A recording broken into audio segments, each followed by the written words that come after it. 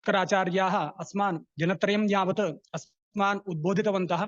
इतः परं दिनत्रयं विद्वांसः डॉक्टर अनन्तशर्मा महाभागाः दिनत्रयम् अस्मान् उद्बोधयन्ति। इमे च आचार्याः पूर्वं प्रबोधिनी गुरुकुले 5 वर्षाणि अधीत्य वेदविज्ञानगुरुकुले च 7 वर्षाणाम् अध्ययनं समाप्य वेदविज्ञानगुरुकुले मैत्रेयी गुरुकुले च बहूनि वर्षाणि वेदान्तादि शास्त्रम् अपाठयन् अधुना अमृता विश्वविद्यापीठे प्राध्यापकत्वेन कार्यं कुर्वाणाः। इतः परम् इमां कक्षाम् आचार्याः निर्वर्तयन्ति। वयं सर्वेपि सोत्साहं भागं गृह्णीमः। यथा पूर्वं प्रश्नानां च अन्ते अवसरः भविष्यति। वयं निस्सङ्कोचं प्रश्नमपि प्रष्टुं शक्नुमः।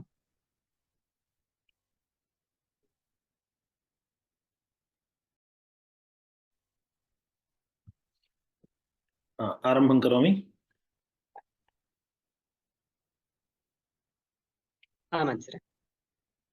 अस्तु।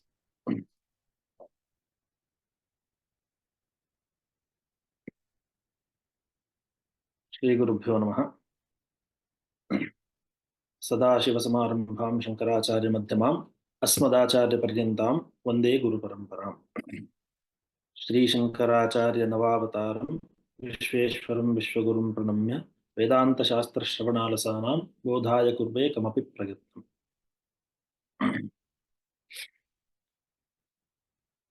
गतसप्ताहे दिनत्रयं यावत् ग्रन्थस्यास्य विशिष्टं व्याख्यानं भवद्भिः श्रुतमस्ति। आदितः प्रथमश्लोकपर्यन्तं विचारः कृतः। पुष्कराचार्यैः अयं पाठः अत्यन्तं समीचीनतया निर्वर्तितः। अधुना प्रथमश्लोकस्य सामान्यार्थोऽपि पुष्कराचार्यैः वर्णितो वर्तते। अधुना ततः अग्रे संघातस्य यो विचारः ततः आरभ्य दिनत्रयं यावत् शक्यं यथामति अत्र निवेदयितुम् इच्छामि।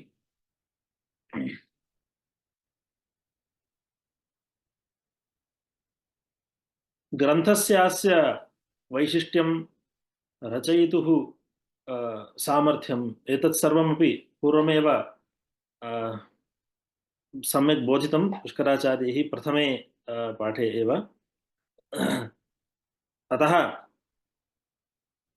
तद्दृष्ट्या यदा वयं पश्यामः, यद्यपि अयं ग्रन्थः शरीरतः लघुः भाति तथापि विचारतः अत्यन्तं गहनः।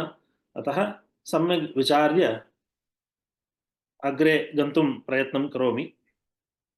एतावता न भूमिर्न तोयं न तेजो न वायुः न खं नेन्द्रियं वा न तेषां समूहः अनैकान्तिकत्वात् सुषुप्त्येकसिद्धः तदेकोऽवशिष्टः शिवः केवलोऽहम् इति प्रथमश्लोकः स्वीकृतः। सामान्यार्थश्च उक्तः। या भूमिः सः अहं न भवामि योऽहं सा भूमिर्न भवति इति द्वेधापि अर्थः योजनीयः। वाक्ययोजना द्वेधापि कर्तव्या इत्यपि बहु समीचीनतया श्रुतमस्ति अस्माभिः। अत्र आदिमभागे न भूमिर्न तोयं न तेजो न वायुः इत्यनेन देहात्मवादस्य निराकरणं क्रियते। ततः आरभ्य क्रमशः सर्वेषाम् अनात्मनाम् आत्मत्वभानं यत् लोके सामान्यं तस्य निराकरणं कुर्वाणः अग्रे इमं ग्रन्थं नयन्ति ग्रन्थकाराः।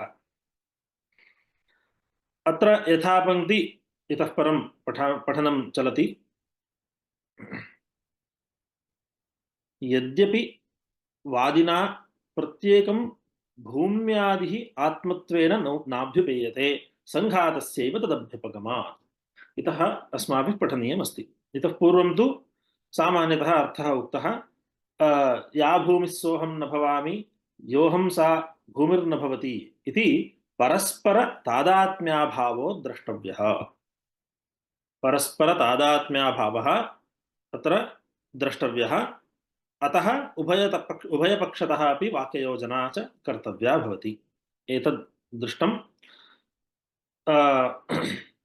अत्र शरीरात्मवादः देहात्मवादः निराकर्तव्यो वर्तते, किन्तु उच्यते न भूमिः न तोयं न तेजो न देहः इति तु नास्ति। न देहः इति तु नास्ति, न भूमिर्न तोयं न तेजो न वायुः इत्येवम्।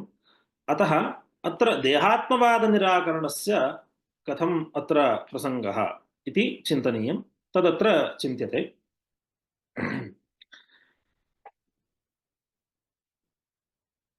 देहः इत्यनेन अस्माभिः अनेकावयवसङ्घातः स्वीक्रियते। अनेकावयवसङ्घातः देहः इति सामान्यतः स्वीक्रियते, किन्तु ये चार्वाकाः तेषां मते सङ्घातः न अङ्गीक्रियते। सङ्घातः समूहः समूह तत्र देहात्मवादिभिः सङ्घातः अङ्गीक्रियते, अवयवी न अङ्गीक्रियते।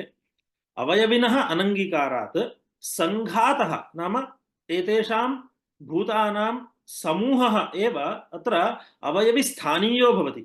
यदत्र अवयवी इति शास्त्रान्तरेण उच्यते तत्र सङ्घात एव सः, न तु अवयवी इति पृथग् वर्तते इति चार्वाकाणां देहात्मवादिनां विचारः। तत्र उच्यते यद्यपि वादिना प्रत्येकं भूम्यादिः आत्मत्वेन नाभ्युपेयते। वयं सर्वे चिन्तयामः पञ्चभिर्भूतैः अवयव्यात्मकः अयं देहः उत्पन्नः, सः देहः इदानीम् आत्मा वा न वा इति तु चिन्तनीयं, पश्यामः। किन्तु एतैस्तु भूम्यादिः संहतं सत्, भूम्यादिकं संहतं सत् आत्मत्वेन अथवा देहत्वेन व्यवह्रियते इत्येव उच्यते, न तु तत्र पृथक् कश्चन अवयवी वर्तते। अतः सङ्घातः एव सङ्घातस्यैव आत्मत्वेन अत्र अभ्युपेतव्यम् आपतति अस्मिन् मते। भूम्यादिः आत्मत्वेन नाभ्युपेयते, सङ्घातस्यैव तदभ्युपगमात्।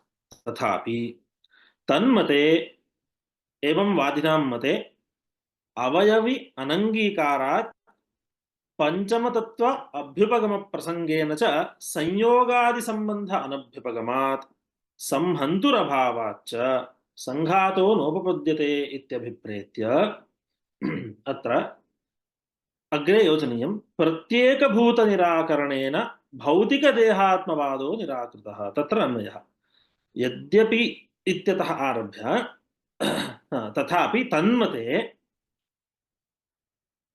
प्रत्येकभूतनिराकरणेन भौतिकदेहात्मवादो निराकृतः।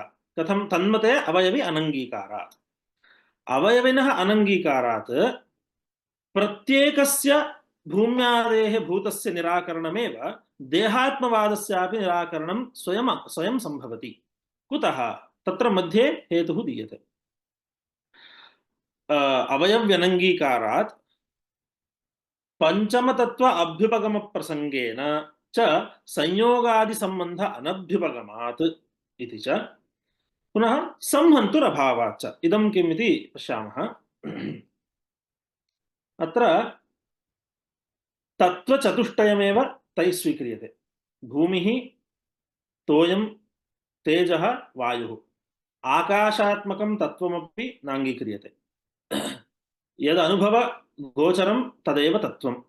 तर्हि अत्र अनुभवगोचरं भूतचतुष्टयमेव, तथा च तदेव अत्र तत्त्वम् इति तैः गृहीतं।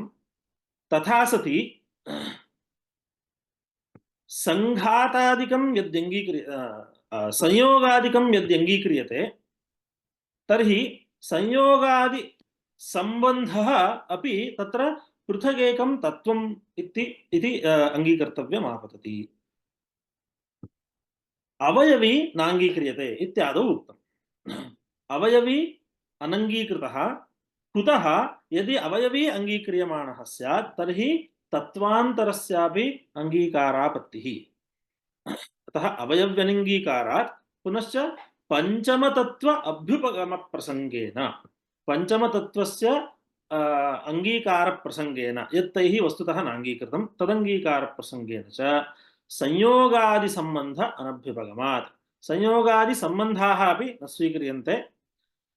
संयोगादिसम्बन्ध अङ्गीकारे सति स्वसिद्धान्तहानिर्भवति इति एतद् अत्र स्वीकर्तव्यम्। अत्र किं भवति, अवयवी अनङ्गीकारः इत्यस्य कोऽर्थः, वस्तुतः घटः इति कश्चन पदार्थः अस्माभिश्चिन्त्यते।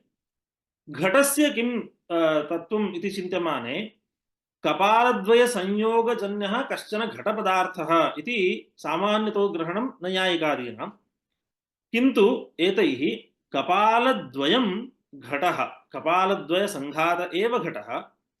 तर्हि कपालस्तु कपालिकाद्वयात् जन्यः खलु इति चेत् तथापि न, कपालिकाद्वयसङ्घातः कपाल इति व्यवह्रियते, तादृशकपालद्वयसङ्घातः घट इति व्यवह्रियते। एवञ्च कपालिकायाः अपि अवयवान्तरं तदवयवान्तरम् इत्येवं चिन्त्यमाने अन्ततो गत्वा सर्वस्यापि मूल अवयवभूताः परमाणवः एव अवशिष्यन्ते।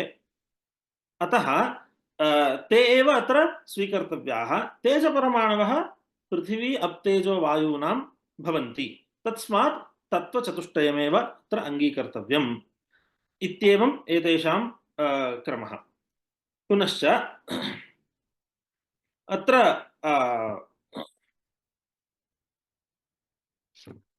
पञ्चमतत्त्व अभ्युपगमप्रसङ्गेन इदानीं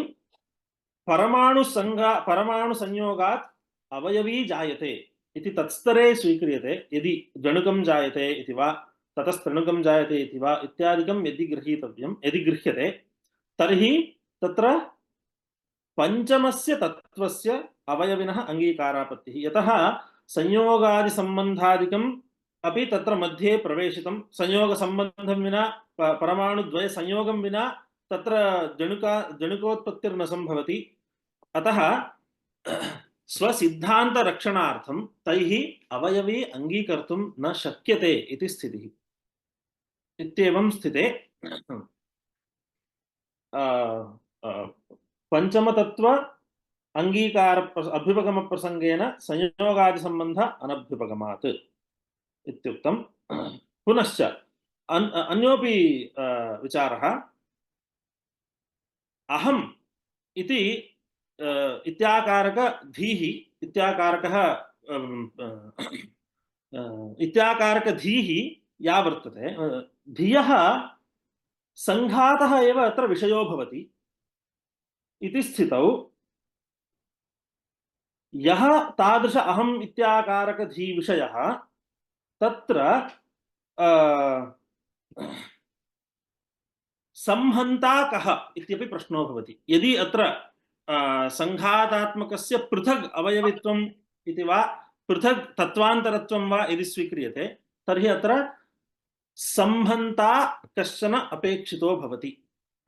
तर्हि संहन्ता कः इत्यपि प्रश्नः। सः एव आत्मा चेत् स्वयं स्वस्य संघातमपि कर्तुं न शक्नुयात्। यतः संघातात् प्राक् संहन्तुः अभावे कर्तुरभावात् कार्यं न सिद्ध्यति। यदि पूर्वमेव अस्ति कर्ता आत्मा, तर्हि पुनः आत्मान्तरस्य जननं नापेक्षितं, वैयर्थ्यापत्तिः।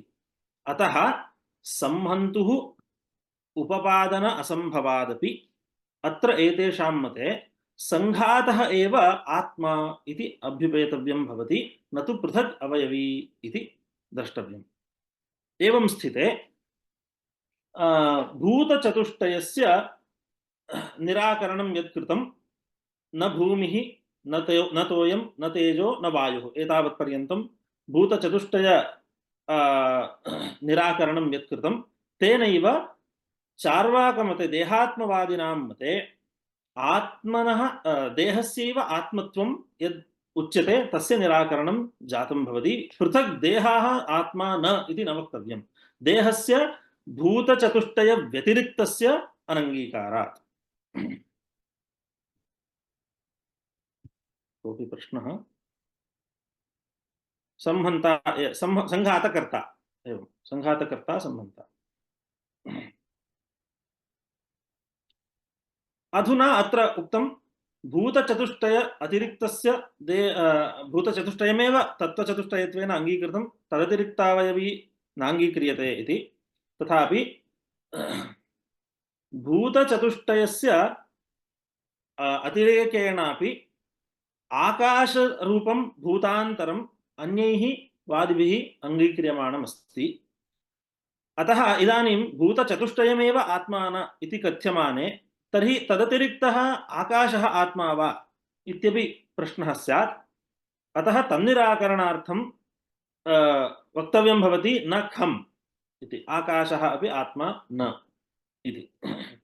यद्यपि भूतचतुष्टय तत्त्ववादिनः मते आवरणाभावत्वेन अभिमतस्य स्थिरस्य असतः आकाशस्य देह अनुपादानत्वम् इदमपि वक्तव्यम्। अत्र यदसत् तत् क्षणिकम् इति तेषां नियमः। यदसत् तत् क्षणिकम् इति नियमः। तर्हि अत्र आवरणाभावत्वेन अभिमतः आकाशः, आवरणं आवरणराहित्यं यत् तद् आकाशः इति अत्र एतैः स्वीकृतं। तच्च क्षणिकं, यतः दर्शने सति आवरणाभावात्। तर्हि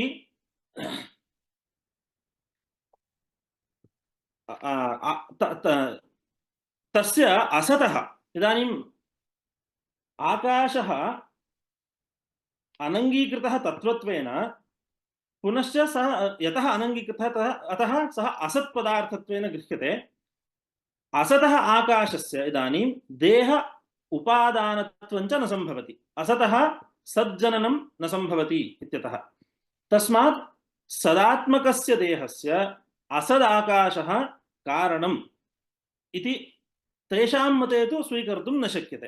तथापि सिद्धान्ते अथवा शास्त्रान्तरे वा आकाशस्य अत्र देह उपादानत्वेन ग्रहणात् अत्र तस्यापि निराकरणं कर्तव्यं भवति। अतः उच्यते तथापि सिद्धान्ते तस्य भावत्व देहोपादानत्वादि अङ्गीकारा। आकाशः भावपदार्थः इति सिद्धान्ते अन्यैः शास्त्रकारैश्च अङ्गीक्रियते। पुनश्च देहोपादानत्वं पंचभूतात्मकं शरीरम् इति कथ्यमाने आकाशस्यापि देहोपादानत्वं सिद्धम्। अतः तत्र आत्मत्वप्रतीतिः अन्येषां न स्यात् इति धिया न खम् इत्यपि निराकरणं कर्तव्यं भवति। पक्षान्तरम् अथवा न वायुः इत्यन्तमेव देहात्मवादस्य निराकरणम्। पक्षान्तरं प्रकारान्तरेणापि अत्र अवगन्तुं शक्यते। न तेजो न वायुः इति तावत्पर्यन्तमेव देहात्मवादस्य निराकरणं, न खम् इति तु शून्यवादस्य निराकरणं। खशब्दस्य शून्यवाचकत्वात् खम् इत्यनेन अत्र शून्यं ग्राह्यं भवति। तत्र शून्यवादः इत्यनेन तु बौद्धानां यो वादः सः वादः गृह्यते। तर्हि बौद्धानां शून्यवादे यथा निरूपणं तस्य निराकरणार्थम् अयं भागः स्वीकर्तव्यः इति वा निरूपयितुं शक्यते नखम् इत्यनेन। अग्रे तु नेन्द्रियं, नखं नेन्द्रियं, एवं नेन्द्रियम् इति प्रत्येकम् इन्द्रियाणाम् आत्मत्वनिरासः। अग्रे नखं नेन्द्रियं, नेन्द्रियं वा न तेषां समूहः इति पृथक् कथितं। तेषां समूहः इति पृथक् ग्रहणात् पूर्वत्र इन्द्रियम् इत्यनेन प्रत्येकम् इन्द्रियं ग्राह्यम् इति गृहीतव्यम्। अग्रे न तेषां समूहः इति मिलितानां भूतानां देहावयव देह अवयव्याकारेण परिणतानाम् इन्द्रियाणाम् अत्र तेषां समूहः इत्येतत्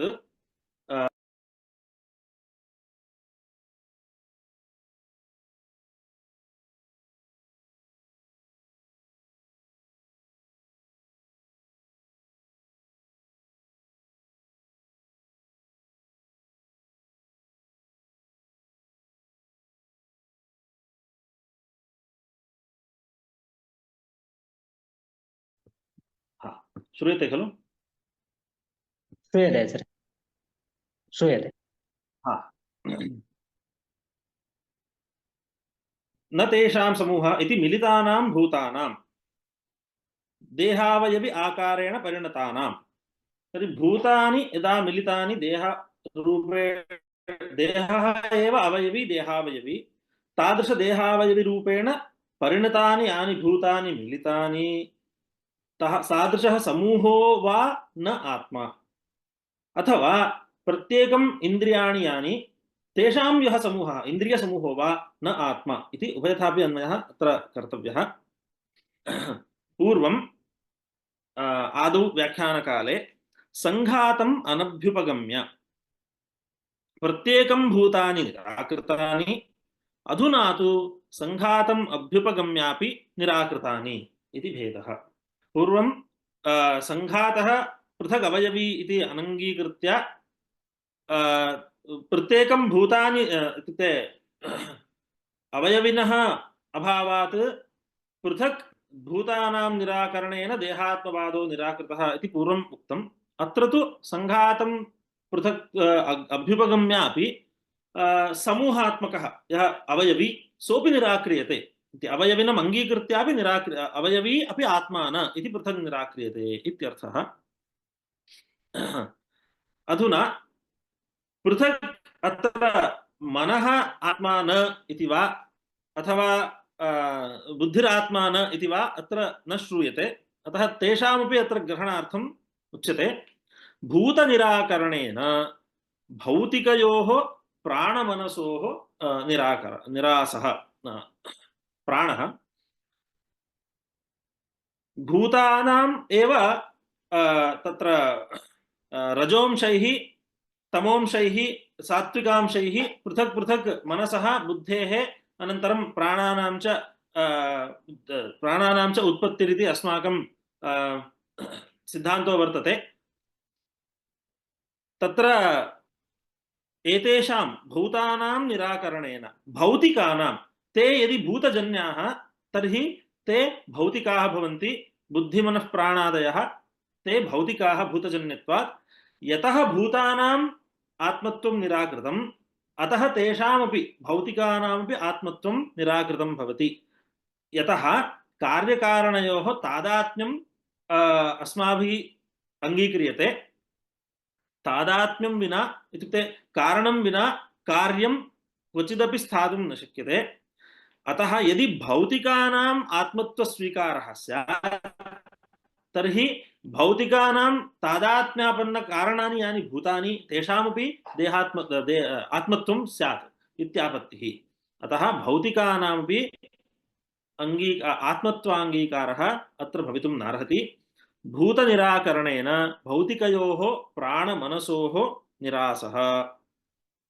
पुनश्च मनः भूतकार्यं, मनःकार्यमपि किञ्चित् वर्तते, तर्हि तद्भवतु वा तदात्मा भवतु वा इति चिन्त्यमाने उच्यते मनोनिराकरणेन मनोवृत्तेः क्षणिकविज्ञानस्य देहातिरिक्तस्य कर्तृत्वभोक्तृत्वादिविशिष्टस्य च निरासः।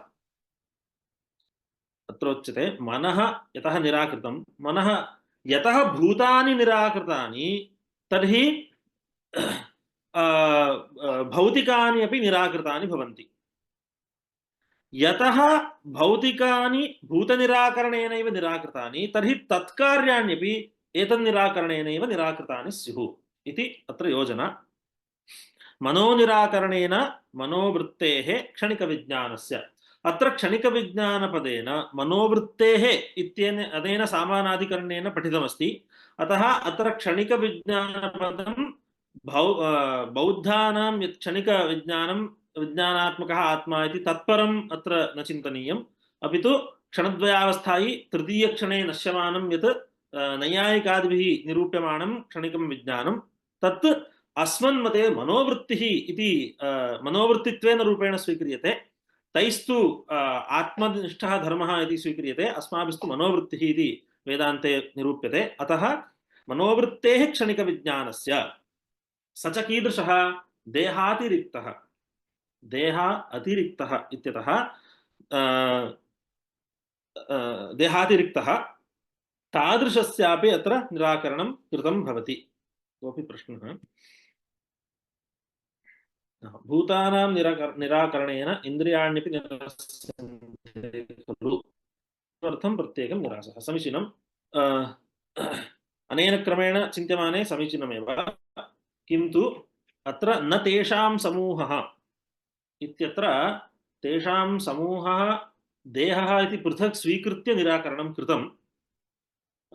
सङ्घातम् अनभ्युपगम्य पूर्वं निराकरणं, न तेषां समूहः इति पदनिवेशात् तत् सङ्घातं यैः सङ्घातः अङ्गीक्रियते तन्मतेपि निरासः कर्तुं शक्यते इति निरूपणं कृतं। तद्वदत्र इन्द्रियाण्यपि गृहीतव्यानि। अन्येषां तु अत्र पृथक् निवेशो नास्ति।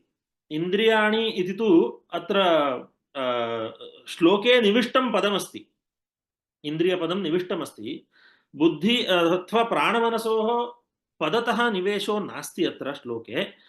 यद्यपि निवेशो नास्ति तथापि निराकरणे कोऽपि क्लेशो नास्ति, कापि क्षतिर्नास्ति इति दर्शनीयं भवति। अतः तन्निराकरणेन एतत् निराकृतं भवति इत्येव उच्यमानमस्ति। श्लोके कुतः न निवेशितम् इत्यत्र प्रश्नो नास्ति, सः श्लोकः पूर्वमेव रचितः। भवतु। एवञ्च मनोनिराकरणेन मनोवृत्तेः क्षणिकविज्ञानस्य देह अतिरिक्तस्य कर्तृत्वभोक्तृत्वादि विशिष्टस्य च निरासः। अत्र कर्तृत्वभोक्तृत्वादि विशिष्टस्य च इति किञ्चित् अधिकेन निवेशितम्। कर्तृत्वभोक्तृत्वादिकम् अत्र आत्मनि विद्यमानः धर्मः इति, नाम वस्तुतः आत्मनि विद्यमानो धर्मः इति नैयायिकादिभिः निरूप्यमानं वर्तते। किन्तु तद्व्यतिरेकेण श्रुतिबलात् वेदान्तमते कर्तृत्वभोक्तृत्वादिकं तु मनोधर्मः न तु आत्मनः स्वधर्माः इति निरूपितं भवति। अतः कर्तृत्वभोक्तृत्वादि विशिष्टाः याः मनोवृत्तयः ताः अपि आत्मा अत्र न भवन्ति, अथवा कर्तृत्वभोक्तृत्वात्मकाः याः मनोवृत्तयः ताः अपि न आत्मा इति पृथक् उच्यमानं वर्तते।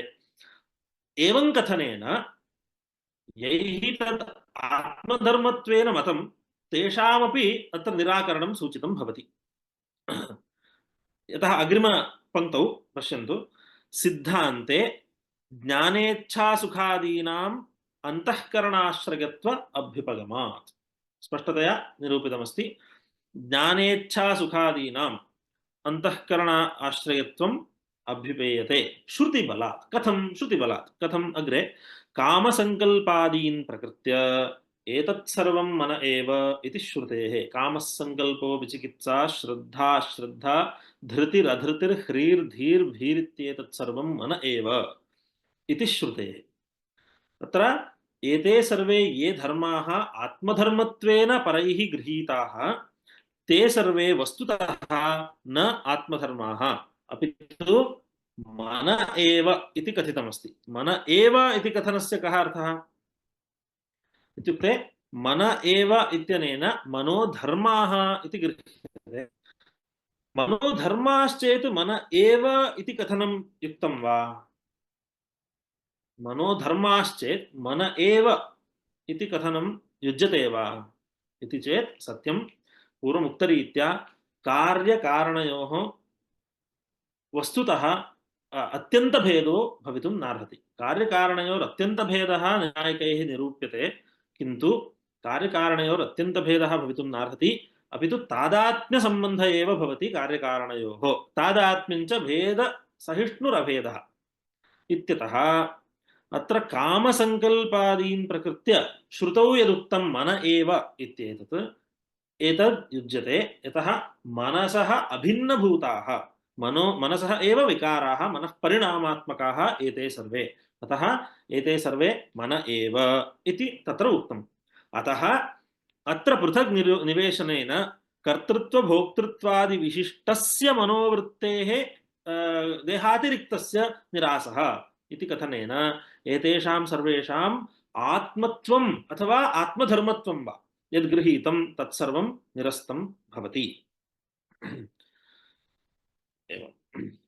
तेन देहमारभ्य केवल भोक्तृपर्यन्तानां तत्तद्वाद्यभ्युपगतानाम् अनात्मत्वं प्रतिज्ञातं भवति। श्लोकात् प्राक् अनेके पक्षाः उपस्थापिताः, तत्र सूत्रभाष्येपि इदं निरूपितमस्ति इति पुष्कराचार्यैः उक्तं।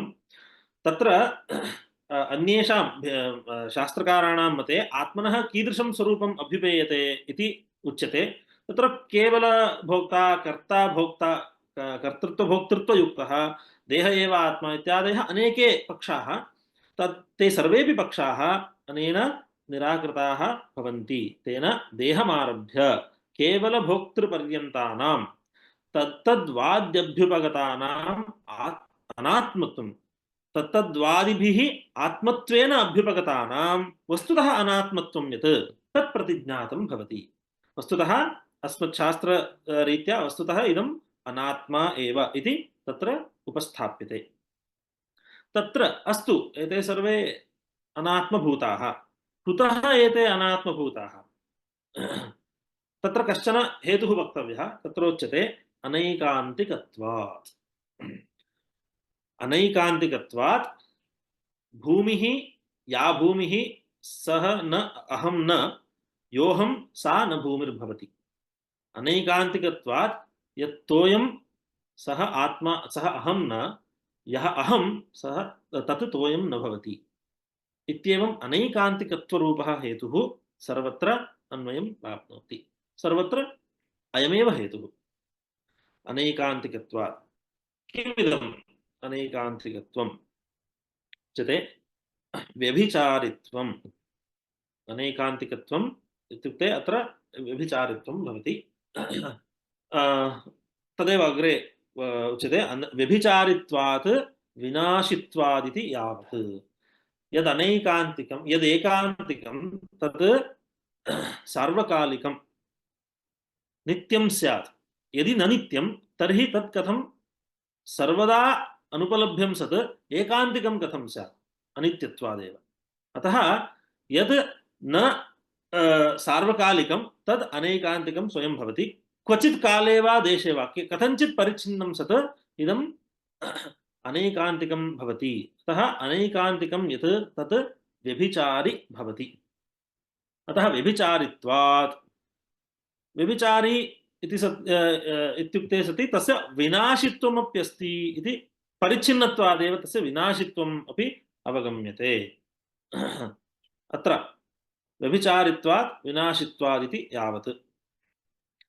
अग्रे किञ्चित् आत्मनः देशकाल अपरिच्छिन्नत्वात्। अत्र हेतुपरम्परा काचित् उच्यते। आत्मनः देशकाल अपरिच्छिन्नत्वात्। तर्हि यत्र यः आत्मा सः देशकालादिभिः परिच्छिन्नः भवितुं नार्हति। त्रिविध परिच्छेदरहितो भवति आत्मा। देशकालवस्तुपरिच्छेदः इदं ग्रहीतव्यं। देशतः कालतः वस्तुतः आत्मनः कोऽपि परिच्छेदो नास्ति। तर्हि एवं ग्रहीतुं शक्यते, यो यः आत्मा अथवा यः आत्मा सः देशकालादिभिः अपरिच्छिन्नो भवति। तर्हि आत्मत्वं यत्र तत्र अपरिच्छेदः, परिच्छेदाभावः एवं ग्रहीतव्यं। तर्हि परिच्छिन्नाः अवश्यम् आत्मानः भवितुं नार्हन्ति। यत् अपरिच्छिन्नत्वं तद्व्यापकम् आत्मत्वव्यापकं व्यापकाभावे व्याप्यं भवितुं नार्हति इत्यतः अग्रे तत्परिच्छिन्नानां देशकालादिपरिच्छिन्नानां घटादिवत् अनात्मत्वात्। घटः आत्मा वा न, घटः परिच्छिन्नो वा परिच्छिन्नः, तत्र परिच्छिन्नत्वमपि अस्ति अनात्मत्वमपि अस्ति। एवं घटादयः अनेके पदार्थाः, सर्वेपि पदार्थाः लोके दृश्यमानाः सर्वेपि पदार्थाः ये परिच्छिन्नाः ते सर्वेपि अनात्मत्वेनैव दृष्टाः।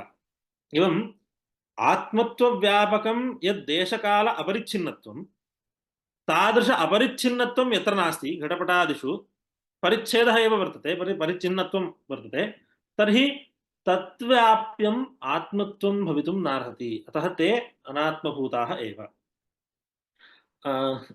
एवं तत् देशकालदयः ग्राह्याः देशकालच्छिन्नत्वात् तत्परिच्छिन्नानां घटादिवत् अनात्मत्वात्। इदानीम् अपरिच्छिन्नत्वस्य अत्र अपरिच्छिन्नत्वं नास्ति, अतः ते अनात्मानः इति निरूप्यमाणं भवति, निरूप्य समीचीनं। किन्तु यत्र आत्मत्वं नाम आत्मा सः नः इति आदौ दृष्टे चेत् अनन्तरमेव भवति आत्मा इति निरूपयितुं शक्यते। इदं निरूपणीयं यत् यः आत्मा सः परिच्छिन्नः इति निरूपणीयं। तस्य निरूपणे सत्येव अपरिच्छिन्नभिन्नं सम्यक् न श्रूयते इत्यते। सर्वेषाम् अनुभवः कस्यचित् वा? एवमाचार्य किञ्चित् सम्यक् न श्रूयते। नेट्वर्क् क्लेशः स्यात् अत्र।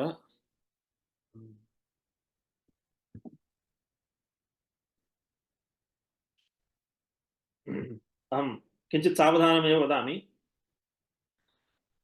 आत्मा यः आत्मा सः देशकालाद्यपरिच्छिन्नः इत्युक्त्वा यत् परिच्छिन्नं तत्सर्वम् अनात्मभूतम् इति भवद्भिरुक्तं। किन्तु इदं तदैव वक्तुं शक्यते यदा आत्मा अपरिच्छिन्नः इति सिद्ध्यति। यः आत्मा सः देशकालाद्यपरिच्छिन्नः इति सिद्धे सत्येव इदं वक्तुं शक्यते। अतः तदेव कथं सिद्धम् इति प्रश्नः। यः आत्मा सः देशकालाद्यपरिच्छिन्नः इत्येव कथं सिद्धम् इति प्रश्ने सति तत्र वक्तव्यं भवति ध्वंसप्रागभावयोश्च ग्रहीतुमशक्यत्वात् इति। अत्र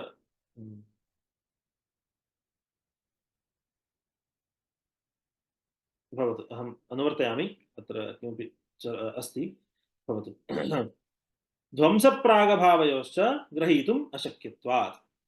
आत्मा यः आत्मा सः अपरिच्छिन्नः इति निरूपणीयं। किन्तु तत् कथं वक्तव्यं भवति इत्युक्ते परिच्छिन्नः न इति साधनेन अपरिच्छिन्नत्वं सिद्ध्येत्, स्वयं सिद्ध्येत्। परिच्छिन्नः न इति कथं वक्तव्यं? कदा परिच्छिन्नो भवति? यदि कस्मात् कदाचित् जातः अथवा नश्यति तदानीं तस्य कालतः परिच्छेदः दर्शयितुं शक्यते। अस्तु, तर्हि इदानीं कालतः परिच्छेदो दर्शनीयः चेत् तस्य प्रागभावो वा आत्मनः प्रागभावो वा ध्वंसो वा दर्शनीयः।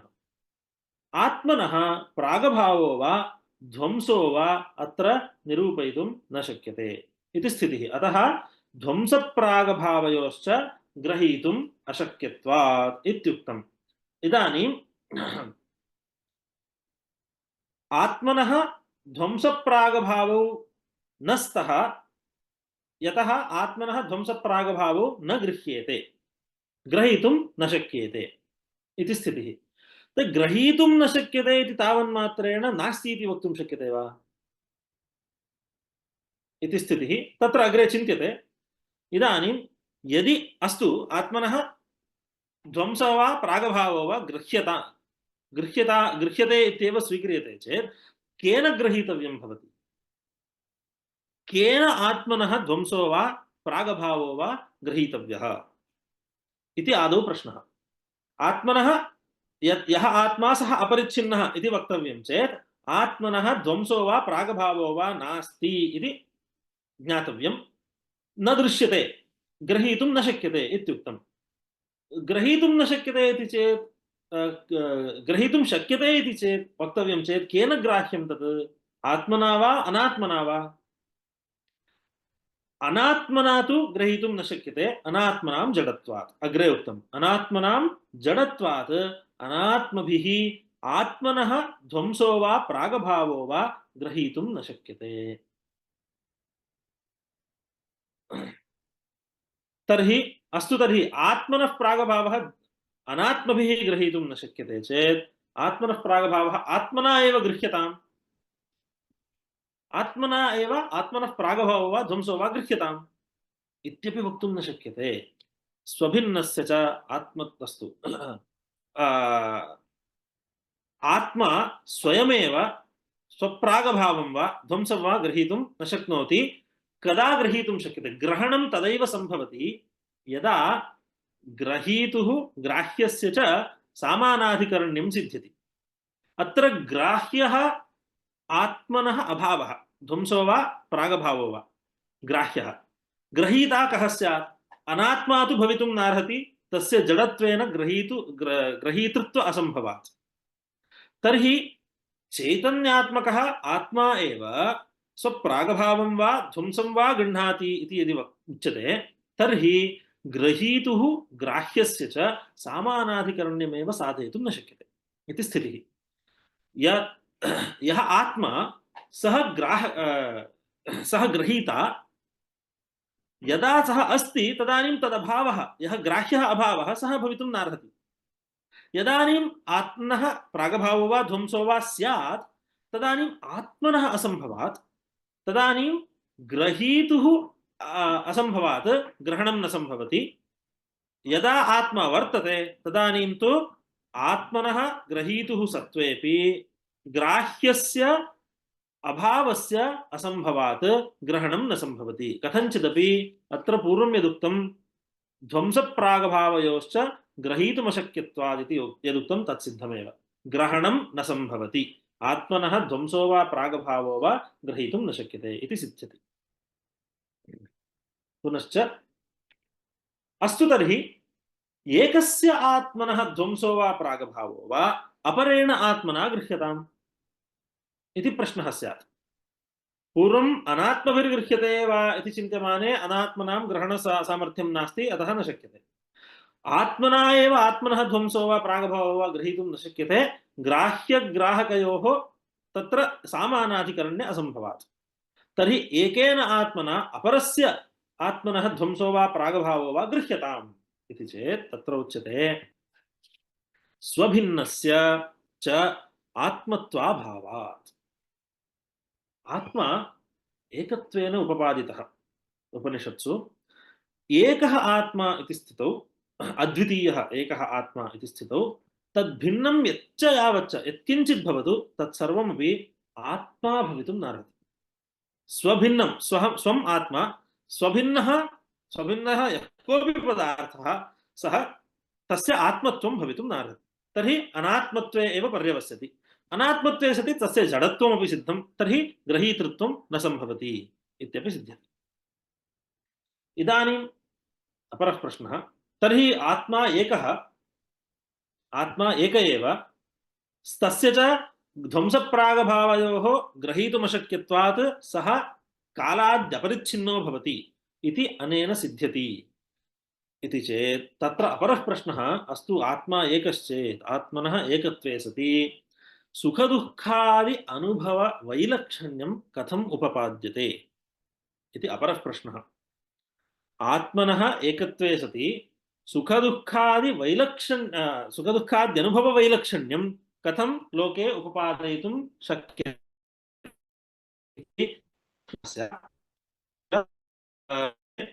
सुखदुःखाद्याश्रयाः वस्तुतः आत्मानः न।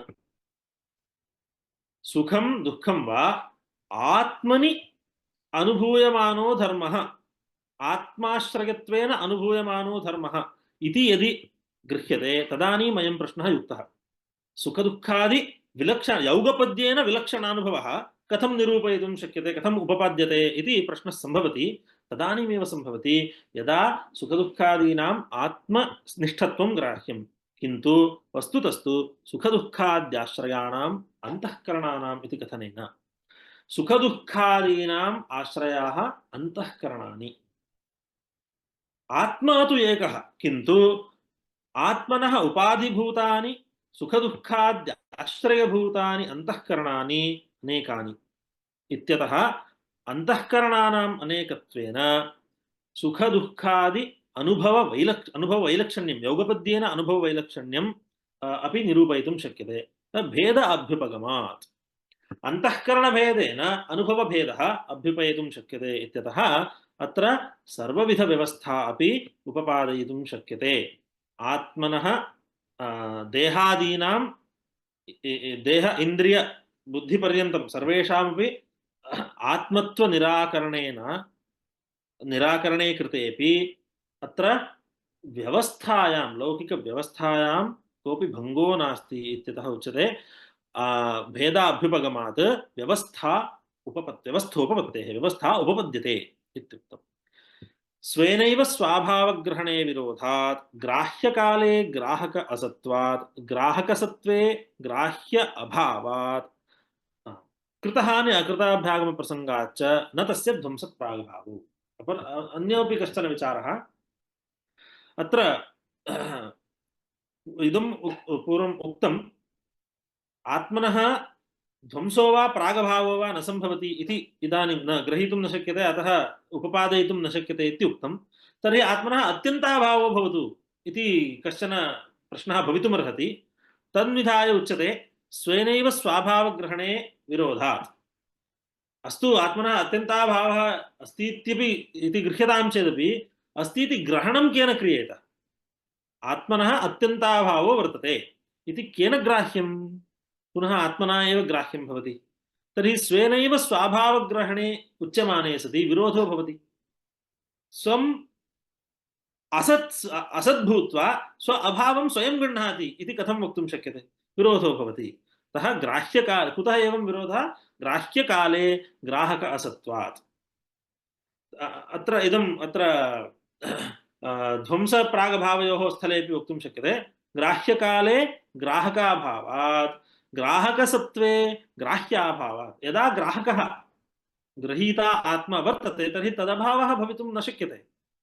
अतः ग्राह्याभावात् अभावात् तत्र आत्मनः ध्वंसो वा प्रागभावो वा वक्तुं न शक्यते।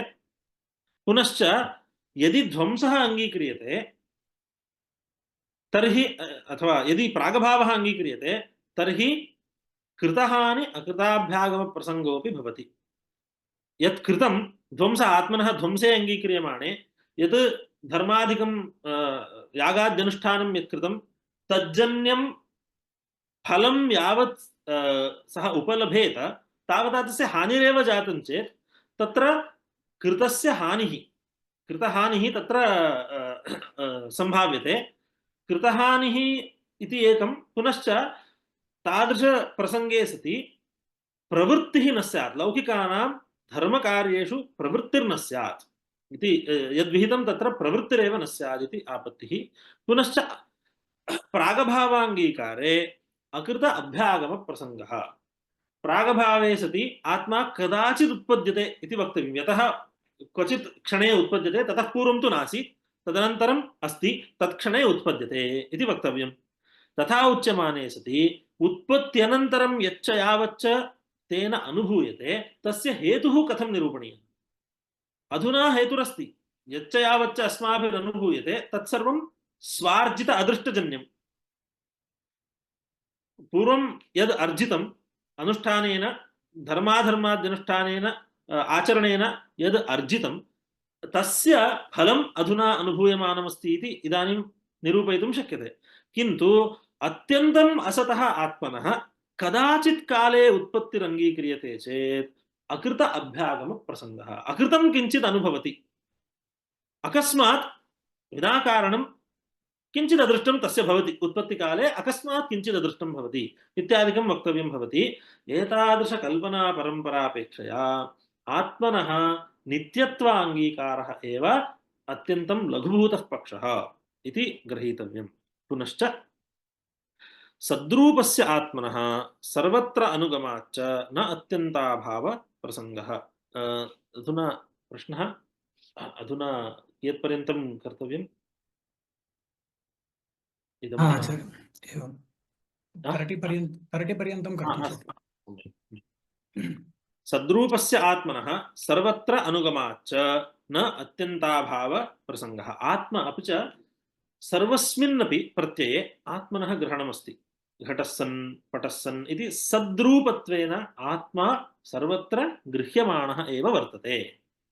किञ्च सर्वत्र अनुगमः आत्मनः वर्तते इति स्थितौ तादृशस्य सत्स्वरूपस्य आत्मनः अत्यन्ताभावः कथमपि निरूपयितुं न शक्यते। अत्यन्ताभावः संसर्गाभावः वक्तव्यः, किन्तु अत्र पूर्वं संसर्गाभावद्वयं ध्वंसात्मकं वा प्रागभावात्मकं वा प्रागभावात्मको वा अभावः संसर्गाभावः अत्र वक्तुं न शक्यते इत्युक्तम्। इदानीम् अत्र आत्मनः सद्रूपत्वेन सर्वत्र घटपटादि अधिष्ठानत्वेन यः गृह्यमाणः आत्मा तस्य अभावनिरूपणम् अत्यन्तम् अशक्यम् इति अत्र उच्यते। अत्र एतावता संसर्गाभावः आत्मनः वक्तुं न शक्यते इत्येव निरूपितमस्ति खलु। तर्हि आत्मनः तर्हि अत्यन्त अन्योन्याभावात्मकत्वं कुतो न स्यात् इत्यपि एकः प्रश्नः स्यात्। तत्र उच्यते द्वैतस्य मिथ्यात्वेन अधिष्ठान सत्तादात्म्यापन्नतया एव सिद्धत्वात् इत्यपि अत्र उच्यते। अत्र कः आशयः इत्युक्ते सर्वत्र अनुगमः भवति आत्मनः, सर्वत्रापि सद्रूपेण घटस्सन् पटस्सन् इत्यादिषु सर्वेषु प्रत्ययेषु आत्मा गृह्यमाणः एव वर्तते इत्युक्तं। तर्हि तत्र व्यभिचार्यंशः अपि वर्तते। घटः पटः इत्यादयः व्यभिचारी अंशाः, सद् इत्येव अनुवर्तमानः अंशः। तर्हि अनुवर्तमानांशः यः सन् सः आत्मा इति भवद्भिरुक्तं सम्यक्। अत्र अन्योन्याभावस्तु सम्भवति खलु। घटः आत्मा न इति, घटः यः व्यभिचारी, इदानीं पटस्सन् इति अनुभवे घटो नास्ति, एवं घटस्सन् इत्यनुभवे पटो नास्ति। तर्हि घटो वा पटो वा स्वेतरप्रत्यये व्यभिचारी अस्ति, तत्तु आत्मा न। घटः आत्मा न, पटः आत्मा न इत्यतः तत्र आत्मनः कदाचित् अन्योन्याभावः स्यात् इत्यपि कश्चन प्रश्नः सम्भवेत्। अतः अत्र उच्यते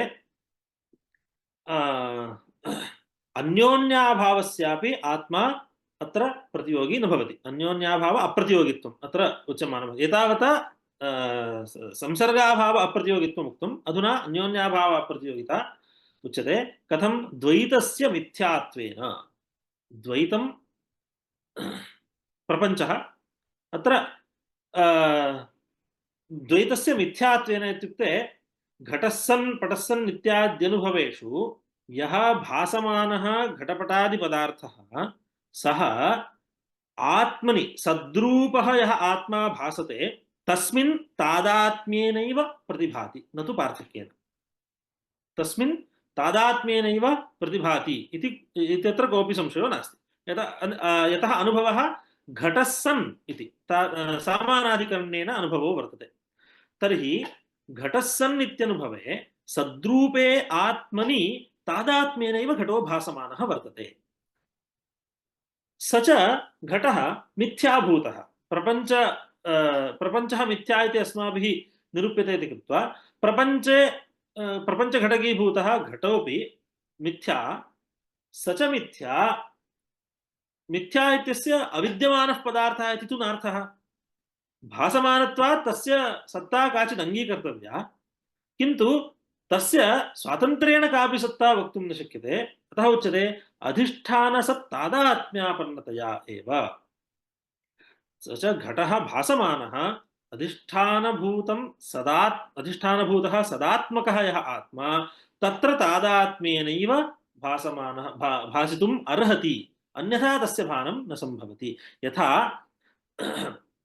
शुक्तौ भासमानं रजतं शुक्तिव्यतिरेकेण पृथक् भासितुं नार्हति सर्पो वा रज्जुव्यतिरेकेण भानं नार्हति तद्वत् अत्र ये द्वैतात्मकाः घटपटादयः पदार्थाः ते भासमानाः आत्मतादात्म्यापन्नतया एव भासन्ते इत्यतः घटपटादिकम् आत्मा न इति तावत् कथनमात्रेण आत्मनः अन्योन्याभाव प्रतियोगित्वमायाति इत्यपि वक्तुं न शक्यते अतः आत्मनः भेदात्मकता अपि वक्तुं न शक्यते शुक्तिरजतादिवत् अध्यस्थः घटपटादिः तस्य अधिष्ठानतादात्म्याभाव अनुपपत्तेः अधिष्ठाने तस्य तादात्म्यं नास्ति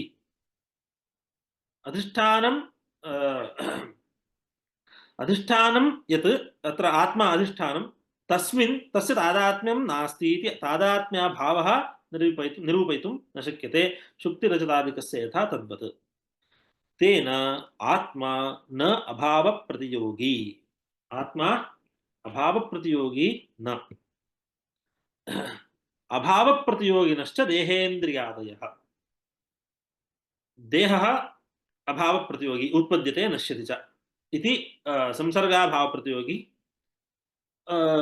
पुनश्च देहः इन्द्रियं न देहः बुद्धिर्न इति अन्योन्याभावप्रतियोगी अपि भवति एवञ्च देहेन्द्रियादयस्तु अभावप्रतियोगिनः भवन्ति अतः यः आत्मा सः अभाव अप्रतियोगी ये च अभावप्रतियोगिनः अत्र पूर्वं यदुक्तम् आदौ आत्मा अत्र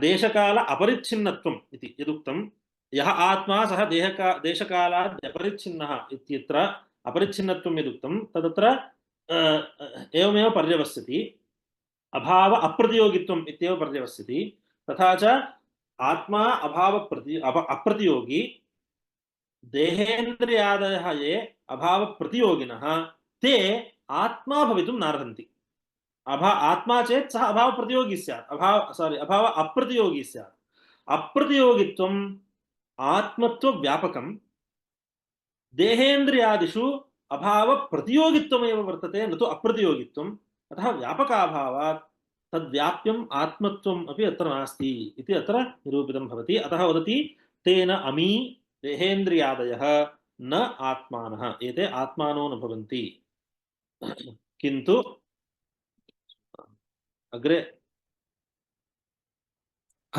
अत्र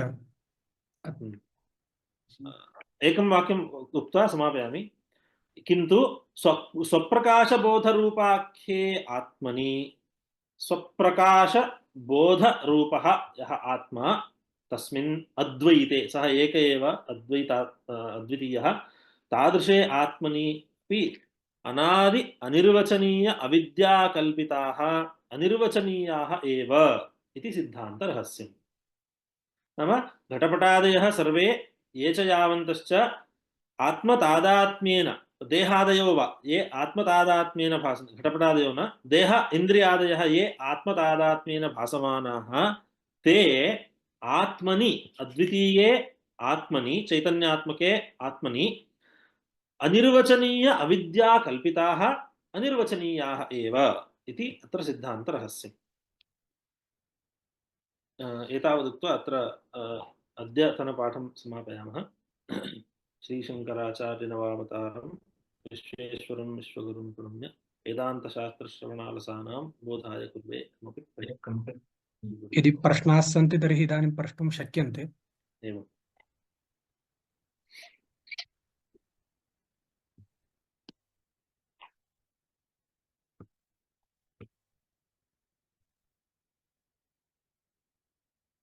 अथवा प्रेष्यन्ते चेत् उत्तरं दातुं शक्यते, श्वः वा अथवा मेसेज् रूपेण वा। एवं यदि प्रश्नाः न सन्ति तर्हि इदानीम् इयं कक्षा परिसमाप्यते। श्वः पुनर्मिलामः। अस्तु, शुभम्।